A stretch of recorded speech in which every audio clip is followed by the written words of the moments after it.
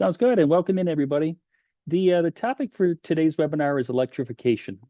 And so over the next 45 minutes or so, I just want to expose you to some different graphs and charts that I've been able to compile over the last 6 months or so. This topic has interested me, and I just wanted to share some of what I've learned. And I'll give you a little spoiler alert right now. I don't know if I've drawn conclusions as much as I just have some interesting information. And I just, as I say, want to share with you, and so you can maybe come to your own conclusion. And if those of you that are joining us today are planning capital improvements and really thinking about electrification, hopefully this information will be helpful for your planning. So with that as a backdrop, and for us just to kind of get things under the way, let me introduce myself a little bit more for those of you that haven't met me. I go by Tom, and I have spent 20 years in the energy industry. And the theme of my work over those 20 years has been helping organizations save energy and try to become more efficient. I'm really, really focused on the culture piece because I think it's just so important for organizations to really take a look at their culture to try to carve out savings and do energy conservation activities that can benefit them. And so that's my passion. And that's what you'll hear throughout each of the presentations I give. It's just how I think that's such an important part of your planning. And this webinar today is about electrification, but you'll see by the end, there's also this culture piece that's a big part of what needs to happen as you consider any initiatives with electrification. The other part is, who do I work for? What is this all about? Is I work for EnergyCAP. And if you're unfamiliar with who we are as a company, EnergyCAP is a software company. And what we do is we help our clients track their utility data. We have different features within our software, and you can see that on the left here: Carbon Hub, Smart Analytics, and even a service called Bill Capture Services. And what we do ultimately is we help our clients get all their utility in one central spot so they can use that for the purposes of being as energy efficient as possible in managing their costs and really trying to improve their organizations. So with that as a kickoff point, what I frequently do during these webinars is I like to find out who's joining us and what your background is. And because the topic today is electrification, what I want to find out is, how committed is your organization to electrification? So I've got the 5 bullets here as a choice, and Matt again will pop up the poll. But my assumption is that many people today are at some stage of electrification as you're wanting to learn more about it. And so is your organization, is this not even on their radar yet, where you might be in a role to try to encourage people to consider electrification? Is there a lot of talk happening in your organization? So people have read headlines and they think maybe this is the path you want to go, but there's just no action yet?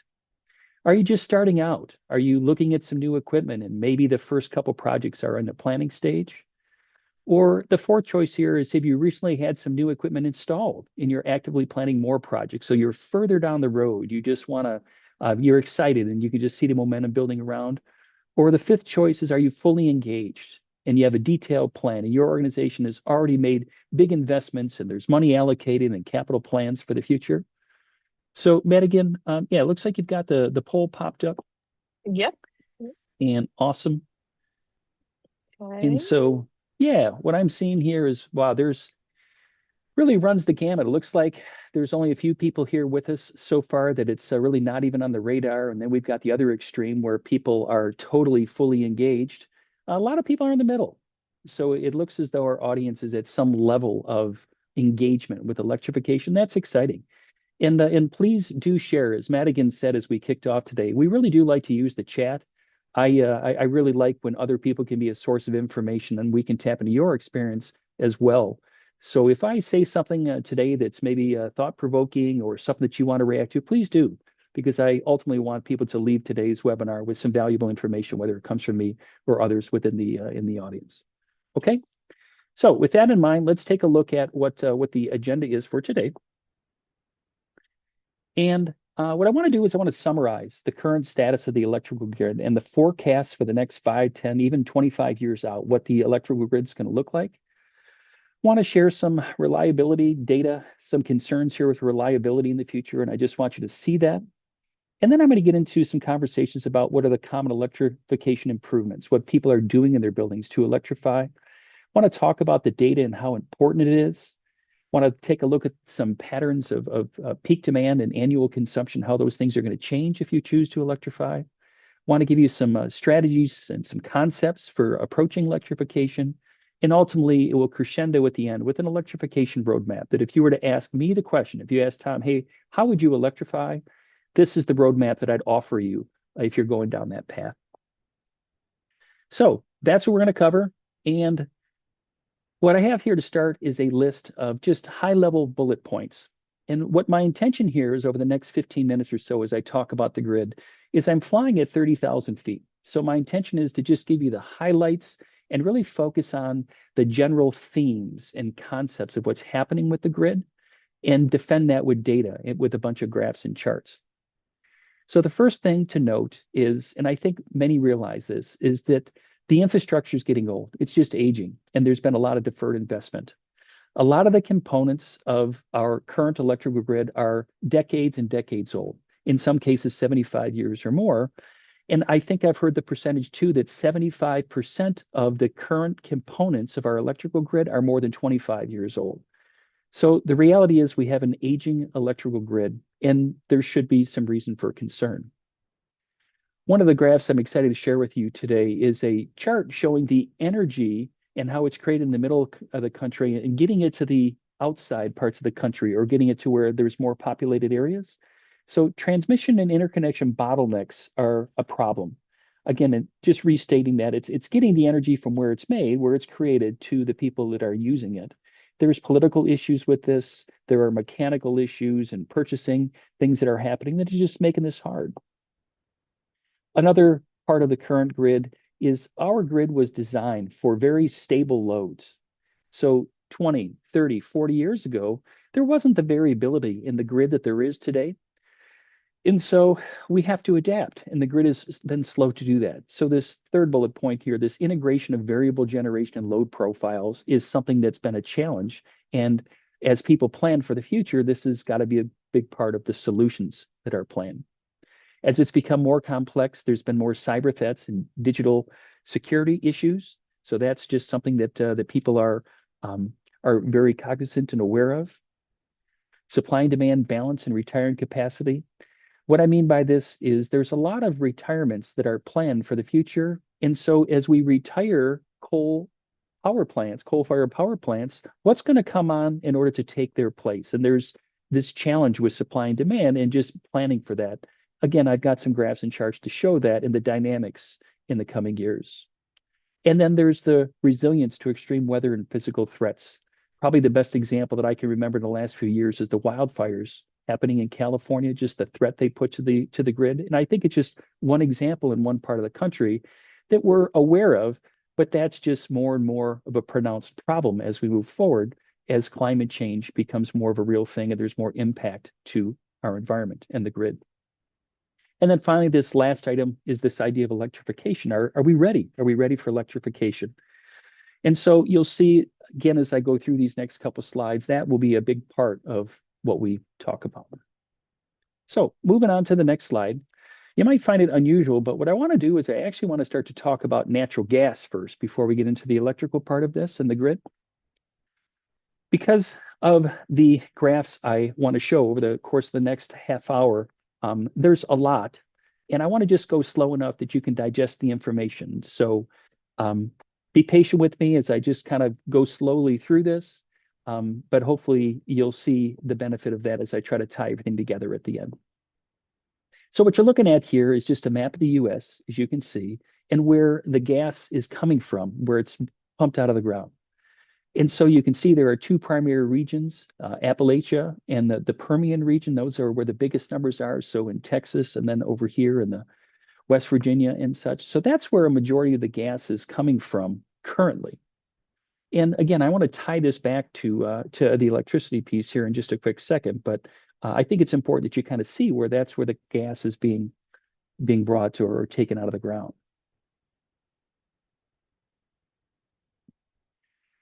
Another chart here just showing you what's happening with oil production is if you look back at the history over the last handful of years, dating back to 2019, and you take a look at the graph here on the left, is there was rising oil production in the US. So again, this is US crude oil production. So it was rising over the course of a few years. And what's interesting, it's forecasted in 2026 and beyond to flatten out. Now, with the current events that are happening in the Middle East, maybe this will change. But prior to that, forecasts were for pretty flat oil production. And you might say, well, Tom, why are we talking oil if this webinar is about electricity and we were just talking natural gas? Explain it. Like, what's happening here? What you might not realize is natural gas is harvested or taken out of the ground when oil is mined or when we drill for oil, because usually the two are intermingled together. So that the natural gas has to be pulled out at the same time. And so we can't just get natural gas necessarily without also simultaneously getting oil.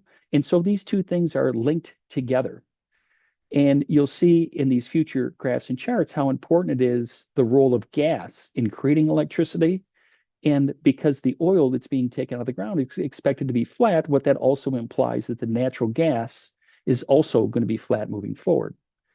And this graph over here is just showing that a lot of the expected growth in 2026 and beyond is going to be from the Permian region. Now, we've been talking natural gas and oil, and this chart here is about a pipeline. Okay, so this is pipeline to move natural gas, and this is an important part, tying it back to the electrical grid again here, is that we need to get the natural gas to where it can be burned can be converted into electricity. So what you're looking at here, this bar on the left-hand side, represents the pipeline projects at any stage, and the colors are in the different regions of the country. So what this is saying is there are a lot of pipeline projects that are planned around the US to get the natural gas to where it needs to be burned so electricity can be created. And this is a bar chart showing the projects that actually have seen regulatory approval. So interpreting this information, what it says is we're taking oil out of the ground, we're getting natural gas, but we're struggling to get the natural gas to where we need it. And so we have to get these projects approved in order for us to ultimately do this in an efficient way. Another graphic here talking about the primary source, fuel source for the creation of electricity in each state. So let me take you around this graphic a little bit, and let me just start here in the Northwest. So if we take the state of Washington as a for instance, and interpreting the data that's in this graph, what it's showing you is that the state of Washington, its primary source of electricity is coming from hydro. So it's water flowing through a dam, which is creating the electricity.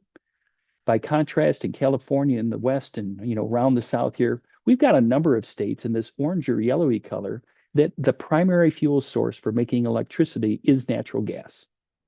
And so now trying to tie it back to the previous couple slides. So if we are taking oil out of the ground, we're getting natural gas, we're struggling to get the natural gas to where it needs to be, the states that are most at risk of having issues with electricity are the ones that are burning natural gas in order to create their electricity.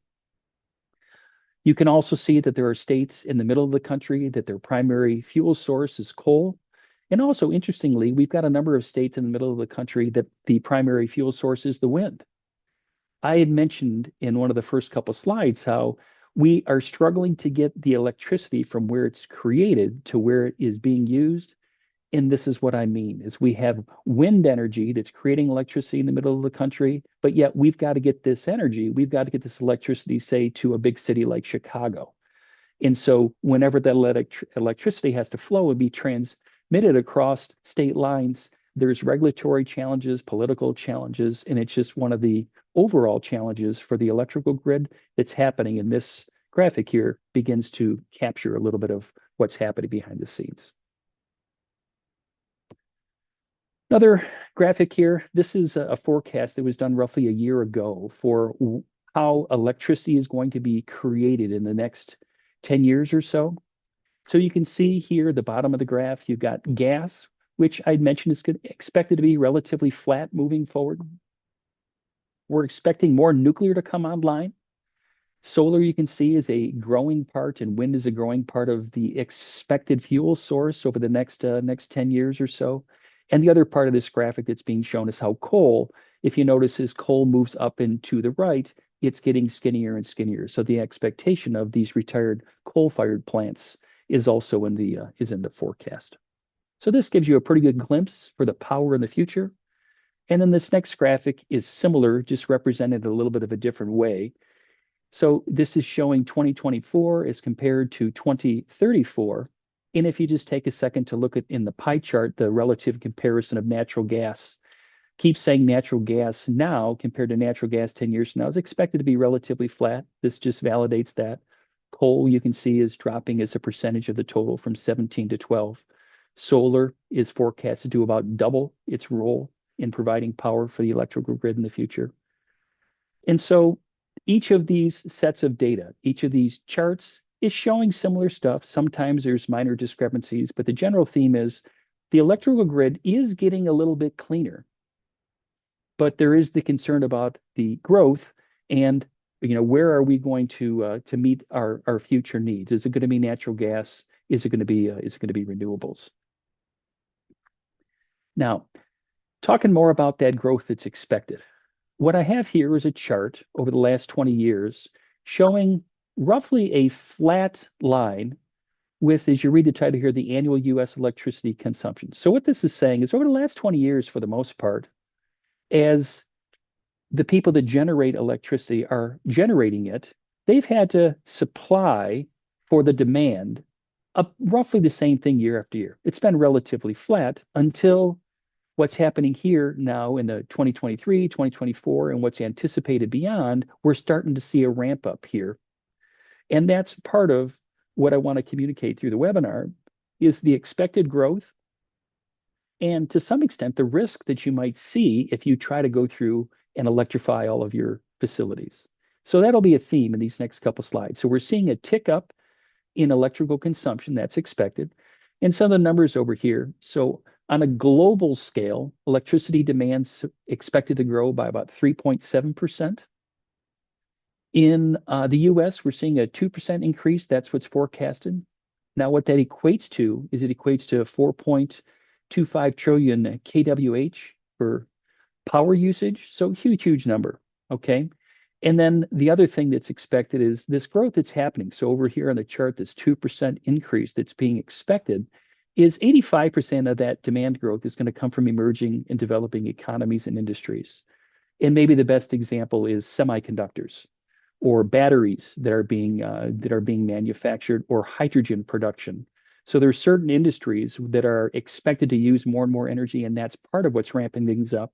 And what I've left out so far is this idea of data centers. So you're going to see I've got a couple slides here to talk about data centers because we're hearing about that a lot in the news in terms of the impact of data centers. And so let me kind of put some context around that for you too, and you'll see its role in the growth expectations. So this graph now, letting you again get your mind around this here. This darker color, blue, purpley color at the bottom represents buildings.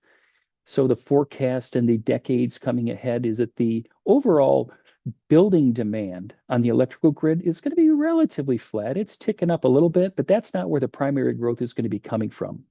It's going to come from the sector of industrial and conventional, which I just mentioned. This is the semiconductors. This is batteries. That's what's being accounted for here. And I think this is the first time so far in the charts that I've shared today where we see data centers. And you can start to see what's anticipated for data center growth moving forward. Transportation, so more EV vehicles, whether it's cars, trucks, industry using more EVs, and then also what's projected is this hydrogen production, which is at its very immature state right now. It's that the industry is just trying to figure it out, but what's forecasted is it to grow over the course of the next 15 years. So that's where that 2% growth is coming from. And this chart here is you see here with the dotted line is they're talking about a growth here of 3.5%, which doesn't really match the 2% that I had in the other graphic, but that's just some of the discrepancies in the data that I see. So does it have a common theme? It really does. It means we're growing, but there's some dispute in terms of how much that growth is going to be. Another graphic here, other drivers that are going to be changing demand. You can see here looking around North America through Canada and the US, these blue dots represent data centers. So there's some forecasted data center growth happening scattered throughout the US. These large industrial loads, again, scattered throughout the US and Canada, transportation, crypto, heat pumps, and even demographic changes where we expect there to be more growth, human growth, just population growth in different areas, which will put more demand on the grid. the way I'd summarize this graph is it's happening everywhere. So it's not just isolated to the north or to the west. It's not just one industry. All of these things are going to be influencing demand on the grid moving forward. Whoops. And then specifically, what I wanted to, whoa, don't know why it's dancing here back and forth between the graphs here, but I wanted to talk specifically about data centers. And I found this graph and I thought it was a nice, clean representation of data centers moving forward. So what you see here, if you notice over here to the right, this orange or yellowy dot, this is talking about data centers, or this is identifying data centers that are expected to come online in 2026. And the size of the dot represents the load increase that's expected to come from that particular data center. So the yellowy orangey color represents 2026. The blue dot represents, or dots scattered around the diagram represent 2027. Again, the size here is there's an expected bigger growth in that particular region. But the way this summarizes right now is that there's expected to be 16 kilowatt scale data centers coming online in the next couple years. So 16 gigawatts of energy coming on. So within these, another interesting part of this is of those 16, 6 of them are expected to in essence, produce their own power. So more headlines that we've seen very likely in the last handful of months is more of these data center companies are saying, you know what, we're struggling to get adoption in certain parts of the country, that there seems to be pushback and politics and people don't want to fund these things. So they're trying to change the narrative. They're saying, okay, we will build the power plants necessary to power our data centers. And of these 16 that are slotted in this particular graphic, 6 of them are expected to have their own power source. So we're seeing changes, but nonetheless, the load is going to be substantial in the years ahead. Another representation of growth here. What's represented in this graph is showing how it's been changing over the course of the last handful of years. So if you look down at the bottom here, you see 2022 is the dark blue line. In 2022, this dark blue line represents the forecast of what the growth was going to be back at that period of time. The light blue line now represents how the forecast changed in 2023, so it ticked up a little bit. And then likewise in 2024, forecasts grew. And in 2025, the forecast is even greater. And so what we're seeing with data centers and each of these other factors we've talked about is there's an expectation of more and more growth. And that's what this graphic is trying to capture by showing you how it's been altered over the course of the last few years of time. This is showing confirmed retirements. So it's the next 10 years or so of both nuclear, coal, natural gas plants that are going to be retired. So if you take a look here, you can see in each of these different categories, it's growing. But this is what concerns me, and I think concerns many others, is that these plants continue down this path of being retired. What's going to fill the void? What's coming in behind it in order to meet the needs of the growing demand? Couple more. This here, similar type of graphic, just fanned out in a different way, where here we're looking at summer and winter demand growth. So it's forecasting out for 10 years into the future. And so what you can see here, when you take a look at summer, first of all, the gray moving across the graphic, how it over the last few years has dipped, but it's starting to make this climb, and a very quick climb, as we look for more demand growth occurring during the summer months. And then here we've got the winter in a similar way. It actually now, and it's an interesting point here, is where we're crossing. And this is another part of electrification that I'll circle back to and show you in another context. But the idea is, if we start to electrify all of our equipment, it's going to stress the grid in a different way, and it's going to increase our winter loads more than our summer loads. And so that's what's being forecasted here as it ramps up in the future. And to that point here, just another graphic to show you this. What we've got here is, if you look at the bottom here, you've got summer and winter. So you've got both seasons represented. And the bar to the right here, this is representing the 10-year demand growth for summer. And this is the 10-year demand growth expected for the winter. So again, you can see how it's greater in the winter expected over the next 10 years than it is for the summer. And the other part of this that the author of this is trying to highlight is if this is what we expect that we're going to need, this 224 gigawatts, currently right now, we only have 71 approved. So the project's only 71, or roughly that's 20% of the total of what's needed. So there are other projects planned, but they're not approved. And so there's some concern here. Are all these projects going to be realized and all this growth going to happen? We assume so, but there's a little bit of risk here. And likewise, for winter, it seems as though the risk is even greater because there's very little approved here that's going to meet the needs during the winter time. And also this difference here, even if we get everything approved, it appears as though it's still not going to hit the target for what's forecasted to occur 10 years from now. So that data there is a little bit scary, right? It's suggesting that maybe we're going to have some trouble in the future. Certainly, we have time to to change this and fix this, but the data currently causes you to raise an eyebrow. More data here from NERC. Here, what you're looking at is just essentially current times, just the 2024 and 2025 existing. So the different sources of power or demand, just where it's coming from, and how it's forecasted to change 10 years from now. And I think what's interesting about this graphic is what you see a couple areas that are growing substantially. You see the yellow. The yellow, for the most part, is pretty flat here.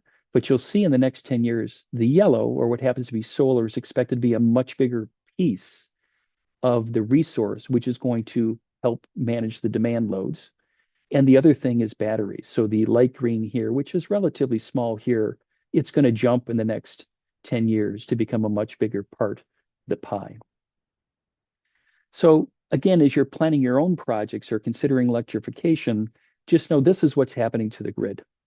Okay, so solar needs to play a bigger role, and batteries need to be part of the solution too, and that's how it's forecast. A couple more about the electricity grid here, and then we're going to kind of transition into a few other topics. So what you see here is a graphic just showing the cumulative behind the meter solar PV capacity. So this is just a nice trend chart showing that in 2024, 2025, as we ramp up in the years, there's an expectation there's going to be significant growth happening of PV behind the meter. And I kind of end this series of slides with something that's a bit of a contradiction. I found this graphic and I talked to somebody at a conference recently and found this to be pretty interesting. So this graphic here is essentially showing how much was forecast in 2026 and then 2025 and contrasting the two. And the theme here that I think is just something that I didn't expect and I learned was that some believe that companies that are building data centers have, in an effort to protect their business, they have put applications in to build data centers in multiple locations around the country, not knowing where they would be successful and where they wouldn't be successful. So as this organization has now looked at the data, they've come to the conclusion that they think there might have been some redundancy in the counting of the data centers. So they think that maybe in the short term that we've overcounted, that we're kind of taking the forecast and backing it off a little bit because of the possible duplicate counting of data center loads that are anticipated to come out.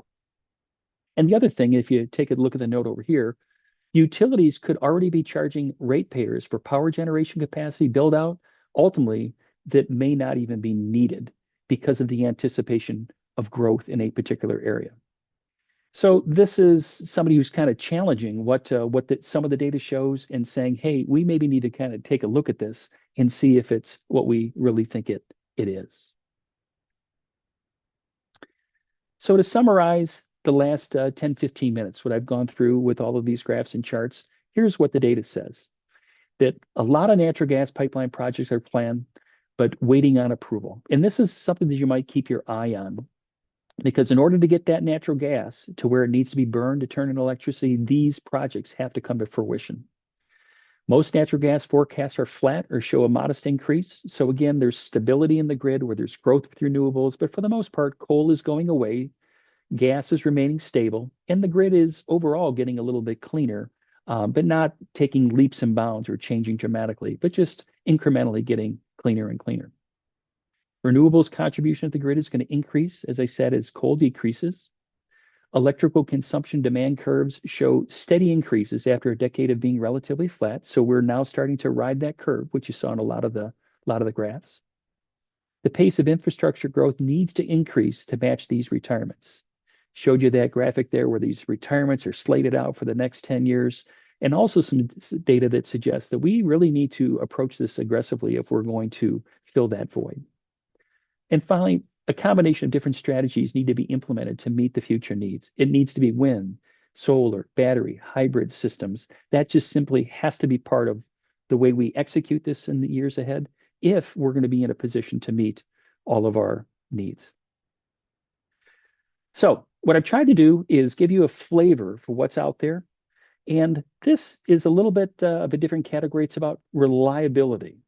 So I have a couple charts or graphs here about reliability, because part of it is making the energy and using the energy, and part of it is, can I trust it? Is it going to be there tomorrow or next week? And what you see here is a graphic on the high risk areas. And if you notice the legend over here on the right-hand side, the parts that are in red are the high risk areas. So if you were to live, let's just say in Illinois, or to live where these darker red areas are in Texas, what we're saying by this is in the next 5 years, there's forecasts to suggest the grid may be a little less stable than other parts of the country because of the growth in the demand and the age of the infrastructure.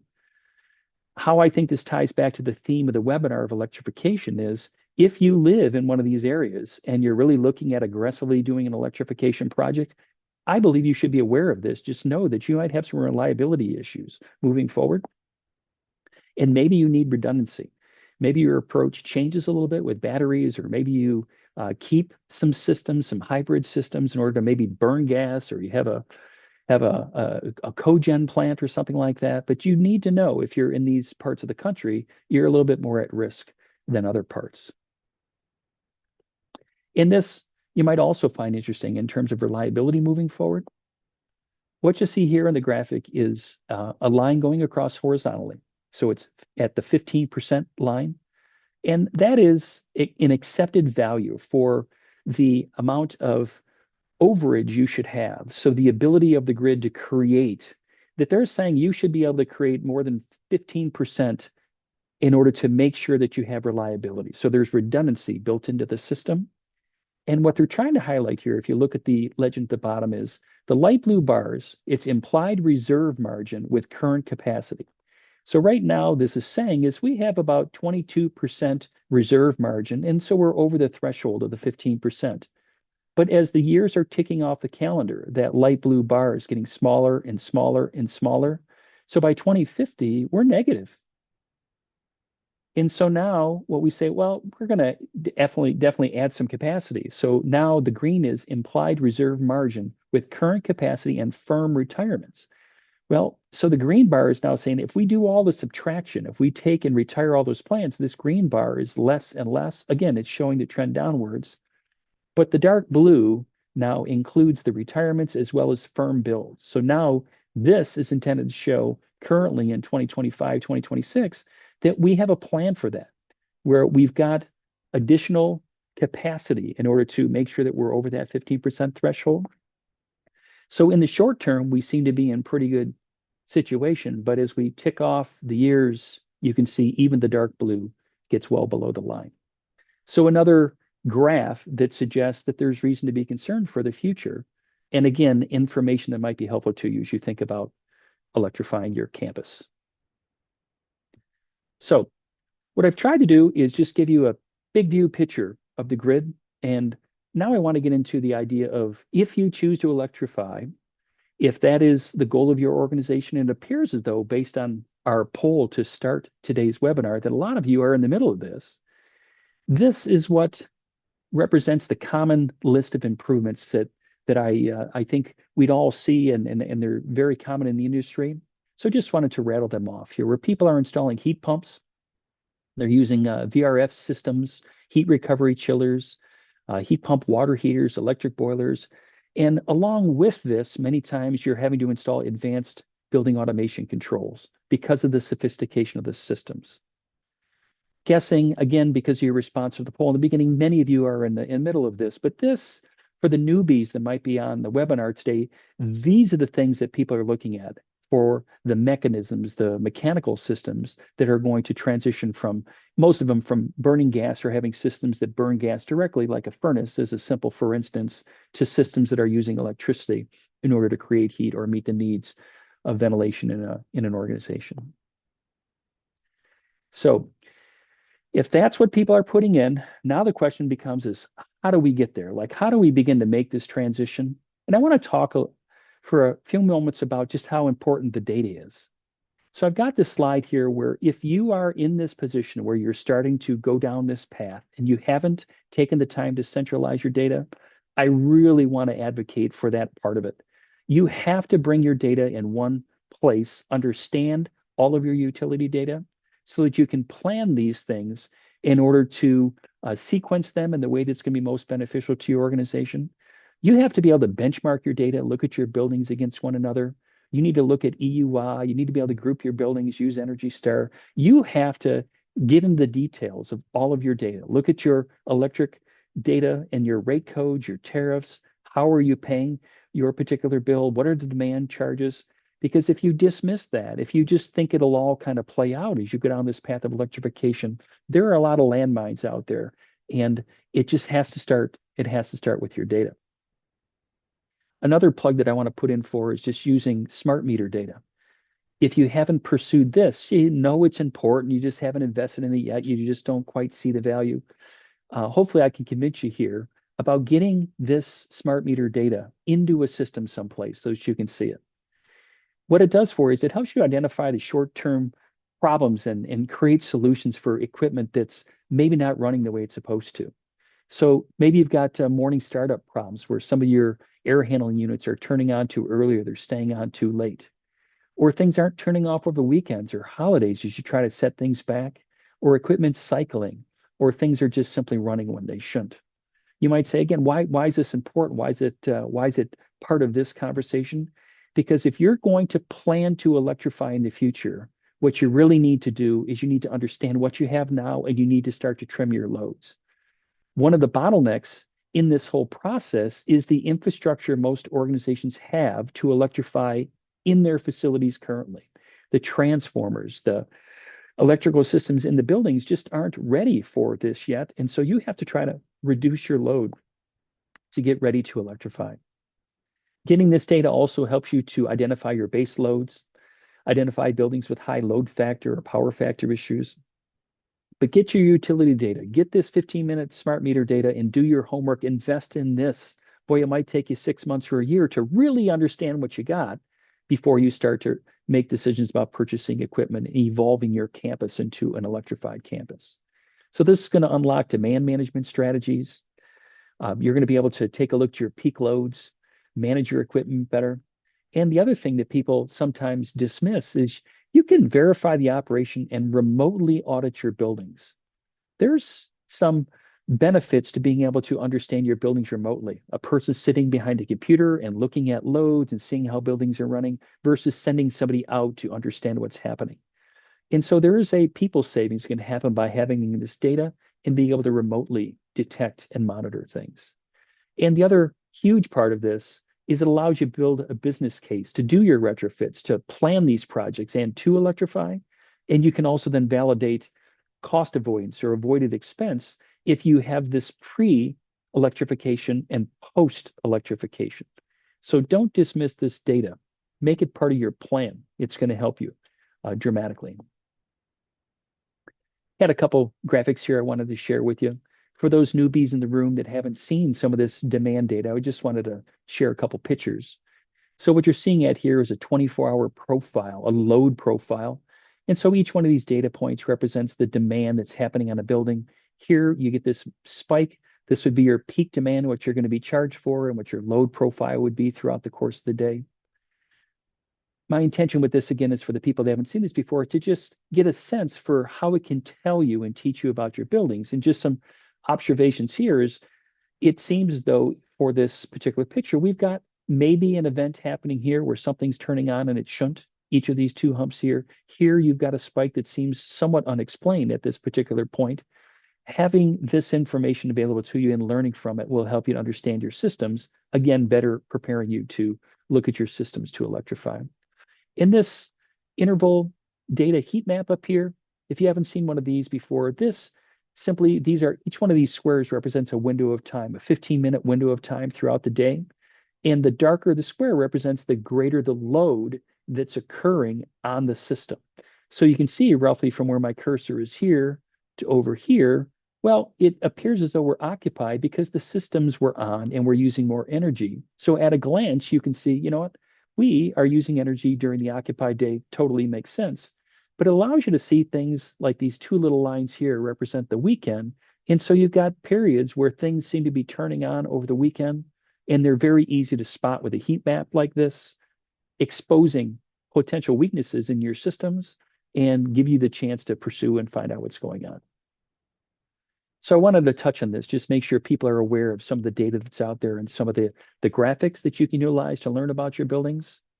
And this also very much helps you understand your peak demand and your annual loads as you have the data charted out in these different ways. So a couple more slides. I just want to talk about some of the key concepts to go through if you're going to choose to electrify. So I've mentioned in the last few images, last few slides, that you really have to start by centralizing your utility data. And hopefully I've made a case for that in the last 5 minutes or so.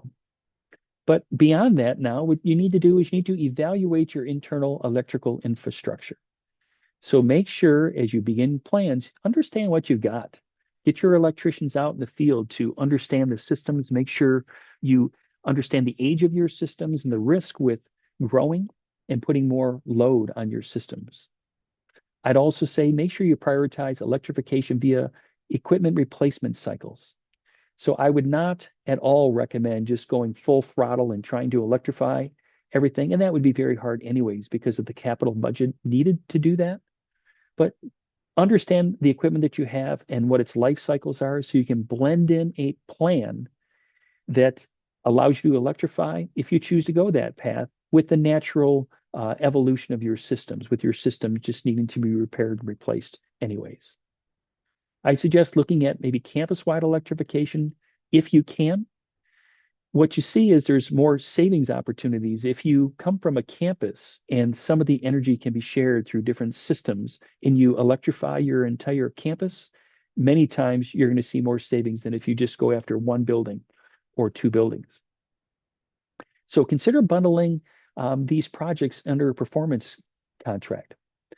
So one of the things is this, as we all know, is very expensive. I mean, looking at these systems and doing capital planning and forecasting out 5 years, 10 years in the future. And so maybe an energy performance contract is a solution for solving some of these problems and allowing you to reach these solutions faster. Make sure you're taking a look at building load level analysis and peak management, similar to the graphs I had up a minute ago. You need to understand your load profiles to do this right. And I'd also strongly suggest if you're going to go down the path of electrification, you also need to consider on-site renewables and you need to consider storage. Usually it's all of those things working in unison, which is going to give you the biggest bang for the buck and the best value. So don't just think electrification, think about, as we say, these on-site renewables and storage, just blending in other things in order to get the most you can. And the last point on this slide is I would recommend doing targeted pilots and make sure you have feedback loops. So don't just dive in to something and just assume it's going to be the way you expect. Do one building, do two buildings, collect the data, do some analysis, make sure you're reviewing stuff, because I've seen and heard from organizations that tried to do this too quickly that that things don't go as expected. So make sure you take your time, do this in a very strategic way in order to get the benefits you seek. And finally, this I think is the last slide. I might have another one or two just to summarize, but this is the last key slide about electrification. So first, again, reduce loads. When I introduced myself at the beginning of the webinar, I said that my emphasis for me was on culture in helping organizations to conserve energy first and foremost. And I think this is where you need to start. So focus on your energy conservation culture and implement operational changes. Try to reduce your load profiles just through inexpensive strategies and operational changes, and you're going to be better positioned to electrify. I'd say next, make envelope improvements like lighting upgrades and optimization of your ventilation system. So again, try to produce load reductions and cost savings by doing relatively inexpensive things and drive down your loads. Plan in phases.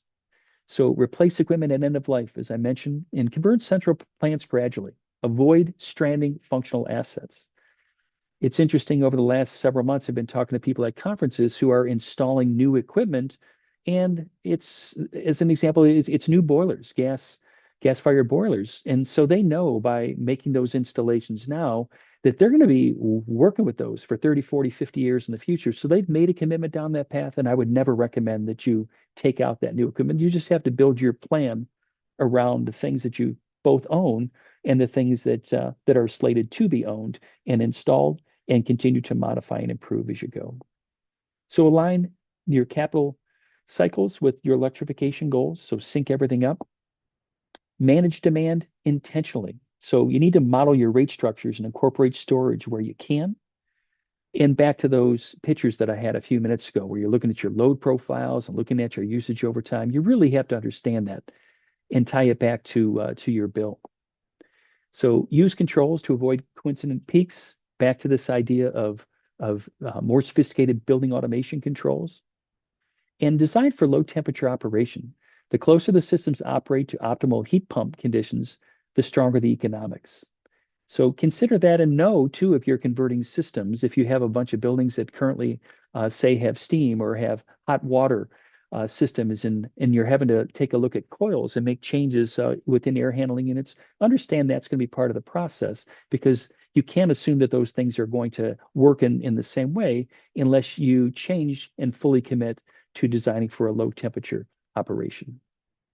And something that you might overlook is this last one here: is coordinate early with your utility companies to avoid surprises. Find out what the utility company has planned in the future in terms of rate increases and tariff structure, because you might assume it's going to remain the same way when it's not. And ultimately, it could adversely affect your finances because you're paying more than what you anticipate. So just make sure you're building those relationships with your utility companies. Wanted to put a plug in too for measuring your success. What you see here is a graphic of measuring your performance before and after an event. And if you haven't seen this before, we simply got a baseline period where you take your utility data, you represent it over the course of a period of time, create a base period, you install your new equipment, and strongly want to urge you to make sure that you're calculating your cost avoidance. You take a look at things post event to find out whether you're on track. This is such a critical piece for the financial wing of the house. They need to see that you've had success with making these retrofits. If you've promised a return on investment, we need to make sure that exists. And this is something that our software EnergyCAP does really well to help people understand their utility data and how the utility data is changing post an event in order to measure the success of that particular retrofit or change. So with that in mind, I want to bring Matt again back in. I also want to mention that we do have another webinar scheduled a couple weeks from now, and it's part of a series. I've been doing a energy strategy series that started in January, and each month just talking about what I would recommend as processes or things you can do in your buildings to try to seek savings and manage them a little bit tighter. And so on April 8th, we have the fourth part of that series where I want to talk a little bit about building audits and how they evolve over the life of an energy program, or if you're new and you're really struggling to find savings, how the audits in the beginning can really change and evolve over time as you get better at your job and you get more people involved in your energy conservation efforts. Before we hop into questions, I'm just going to pull up a quick poll. If you want to speak to someone from EnergyCAP, please answer the poll yes. If you're already a customer, lovely, we love you already. So someone can reach out. That will be someone named Carter or Martha from our team. They are fantastic. just so we can get you in touch with the right people.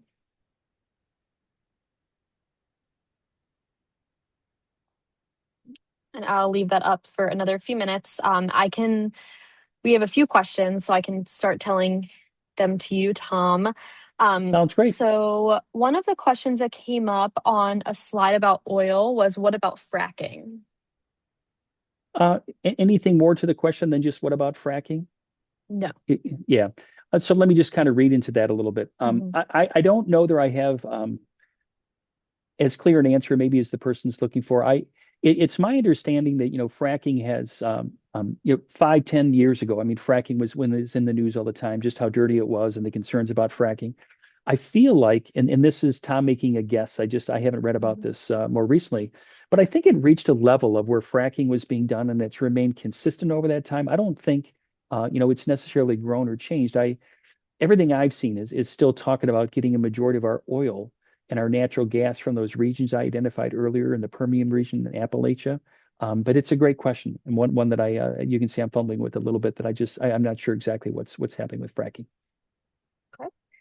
And then another one in the Q&A says, what electrification rates is the US power demand forecast using for transpo and buildings in particular?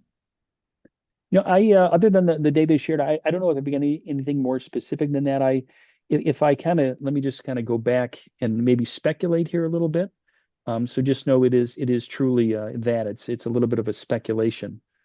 But as I look at some of these graphs, like this one here in particular, just where you take a look at these rates that are changing here for transportation, where it Mhm. looks like in the next 5 years, it looks to me like it's expected to maybe multiply by 5 times, and then maybe it's expected to roughly double over time.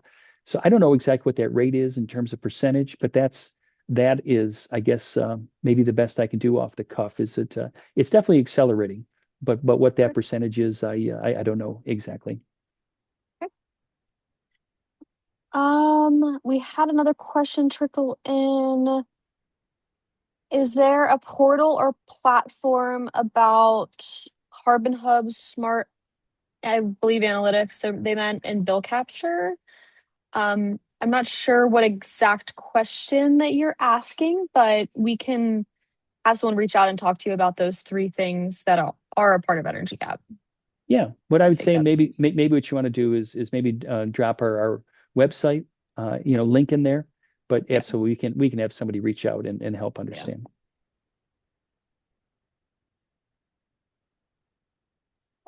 We do have a few more minutes left, so does anyone else is it available in Canada? Yes, we are available in Canada.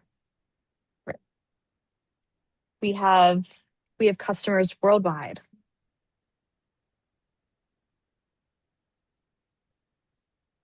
Yeah, so we do have a few more minutes left. If anyone, okay. Tom, can you go back to the areas that might be at risk for energy infrastructure? Is this what they were thinking? And we're going to send out the both the Mm. recording. Can we, Madigan? I guess I don't know. Do we send out the slide deck too for people that have asked? I'm not sure if we've done that in the past. I don't see any reason why we can't, but I'm not sure if we've done that historically in the past. I don't believe we have. They said it was a different slide.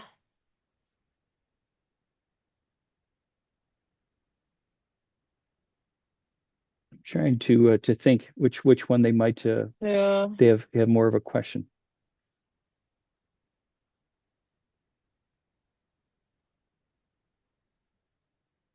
Yeah, I apologize. I don't know if they can maybe ask the question in a different way or um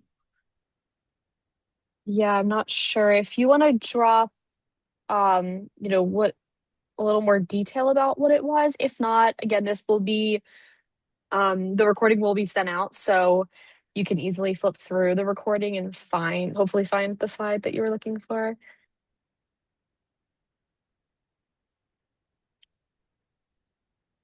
All right. They said that they're going to refer to the recording, so we are okay, all good. great. Any other questions before we sign off?